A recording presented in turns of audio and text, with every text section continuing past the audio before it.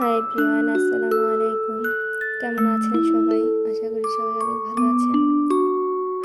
আসলে আমি ভয়েস দিয়ে কোনো ভিডিও বানাইতে কমফর্ট না, তাও একটু আজকে যা রান্না বান্না করলাম ভাবলাম একটু ভিডিও করছি তোমাদের সাথে শেয়ার করি। ফার্স্টে করলা ভাজি করলাম, ওটা বলতে বলতে শেষ হয়ে গেছে। এখন আবার একটু ডাল রান্না করছি, একটু কাঁচা বাগার দিয়ে